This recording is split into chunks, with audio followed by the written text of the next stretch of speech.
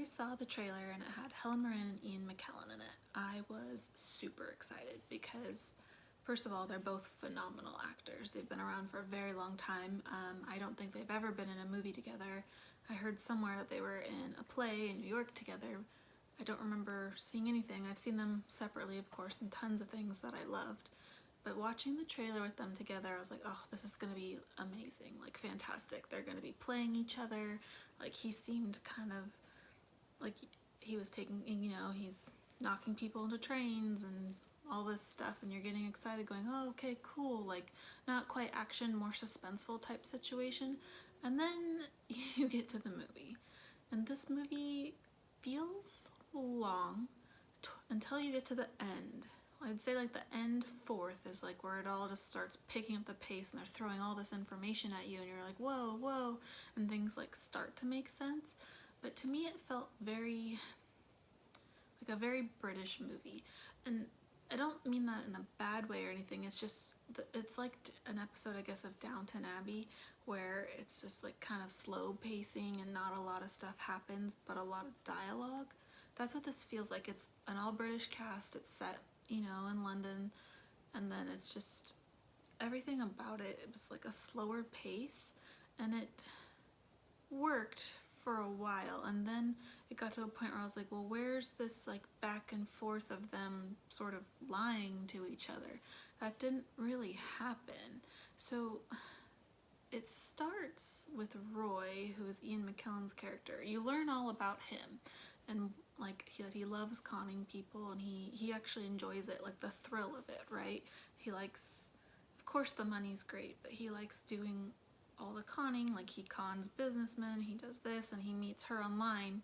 He's looking to meet her online on purpose because he sees that she is recently widowed, and he knows that she came into like a huge inheritance from becoming a widow. It's like a couple $1 million, and that's a lot, He's talking to his partner about it, who's Vincent. I guess it's like the closest thing he has to a friend because they do all their cons together.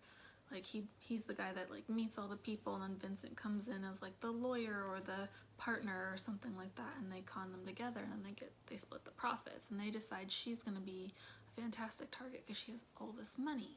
So you see Roy do all these things, like he's slowly winning her over, and he's showing Helen Mirren's character Betty that like he is kind of sick and he needs a cane and he can't get up all these stairs into his apartment, so she invites him to live with her, and she can like help take care of them, and they're in separate rooms because she just likes companionship because she's been alone now for over a year. And her grandson Stephen doesn't like him because he's like, he's inserting himself into your life, like he's using you. And she's like, oh no, we're just having fun, getting along, just someone to be with. And he's played by Tovey. Most recently saw him in the TV show Quantico, but he is a very good actor as well. And it kind of just really focuses on Roy and Helen for a while, and just how he's slowly like inserting himself into her life, and you're kind of watching this going, okay, like we're getting somewhere. But when I flash back to the trailer that I saw a while ago, I'm not saying it looked completely action-packed, but I feel like there's a little more suspense and more back and forth of them actually lying to each other. At this point in the movie, all you're seeing is him lie to her, and her just being this widow who's lonely and rich and just wanting company, right? And you see him like leaving her house to visit his friend in the hospital, which isn't a real thing. He's just doing other cons. And so I'm kind of wondering where her part's coming in, because she's such a phenomenal actress. I'm like, why am I watching her just being this widow getting conned, right? There has to be more to it than that. But then it's slowly building a little bit more and a little bit more, and you see him like kind of endearing himself more to her, and her just like liking taking care of him. She's cutting his hair, she's making him food, and then he's slowly being like, oh well, like I'm thinking of putting my money into this like savings account, Cayman's Island type situation, you should too. And that's when he finds out exactly how much money she has, and it's a lot. And he's got his friend Vincent there being the lawyer, being like, you should do this too. And she's like, oh, I'll think about it. And he's slowly getting her to think about like putting all her money in like a joint account, because he's like, well, I'm gonna leave all my money to you, I have no one else to leave it to. And he's wearing her down like that, and then she collapses one day, and you find out she's sick. She has like a weak heart, And he goes, well, what do you want to do? Like, let's do something you want to do. And she's like, well, I have all this money. Let's go on a vacation. I've always wanted to go to Germany. So they decide to go, and that's where the grandson is. And he comes and he's taking them around, and she's getting tired. So she goes back to the hotel, and the guy goes back on a walk somewhere. And then they meet up, and the grandson's like, oh, I have one more place to take you guys, right? So he takes them to this apartment. He goes, oh, the owners gave me the keys. And then because the grandson's never liked him and how he's inserted himself into her life. And he's like, he's using you. Like, why is he getting this lawyer involved and all kinds of stuff? And she's just like, I'm a grown person. I just need companionship. So he takes them to this apartment, and he tells them this story of how there was 2 soldiers coming here to find a refugee or something, and it was a British soldier and a German soldier, and the German soldier was to translate a translator for the British soldier, and it turns out it was Roy, Ian McKellen's character, because he had this huge scar on his neck that he refused to tell anyone about, just said it was the war. And then you find out when he was younger, he came to that exact same apartment with the translator, right? Because he's saying he's the British guy. And they came, and there was a huge scuffle, and the German guy died. He got stabbed and cut, and then he was sent home. And then he goes, but that's not true, is it? That's what the grandson is saying. He's like, we looked it up, and the guy who was scarred was actually the German guy. And then he explains, I was a scared kid. We were on the wrong side of the war. Everyone was being forced to be in it. I took the place of the British guy because I had no family. He had no family. That's what he told him. So he became Roy. So he's conned from the moment he took the British guy's life, identity, body, all that kind of stuff. And then he's like, see, Grandma, like, you can't be with someone like this. And she's just kind of like, no, she's still defending him.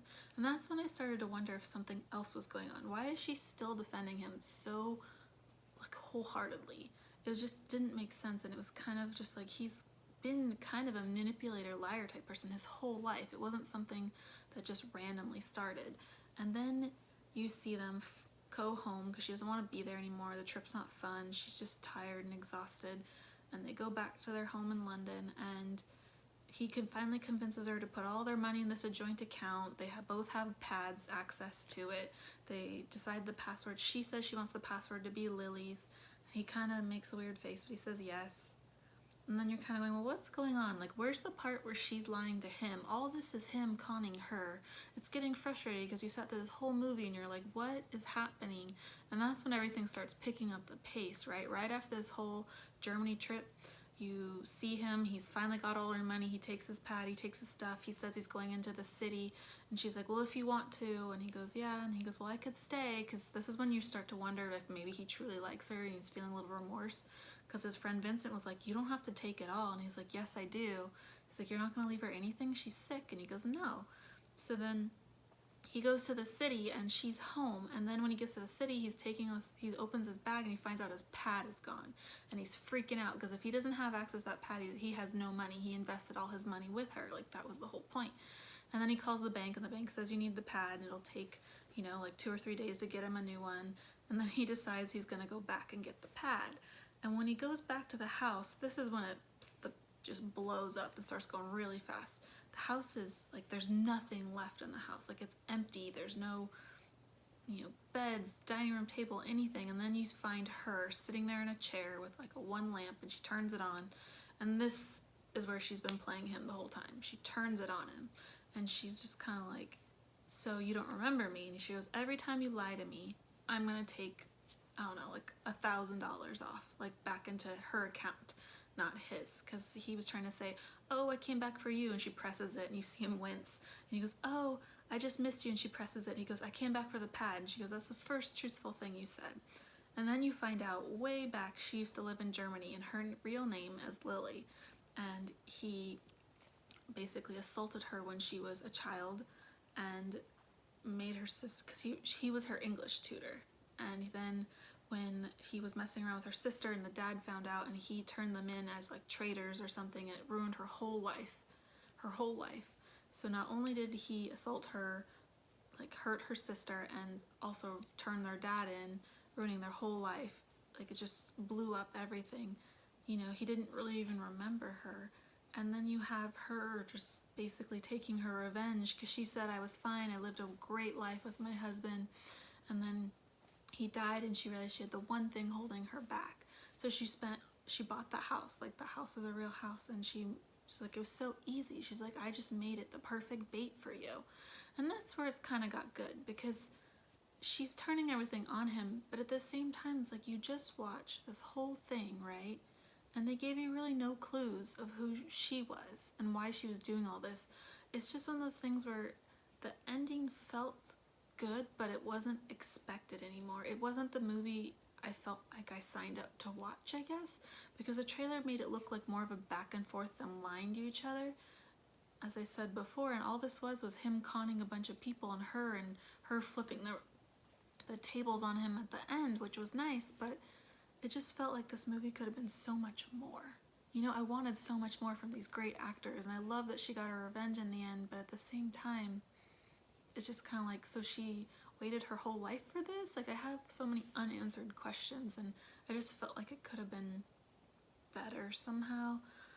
I don't know, it just was very long, very not a lot going on to just kind of have a meh ending. Like, it didn't even feel as good at the end when she finally got her revenge. It was just like a random, like, meh, okay, fine, I guess, because I have no idea how we got to this point because they didn't give you any clues, you know?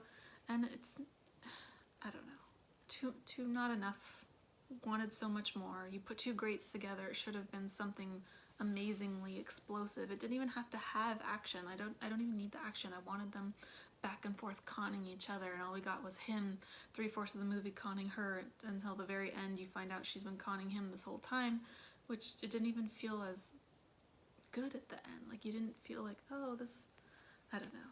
What did you guys think? Let me know. Bye.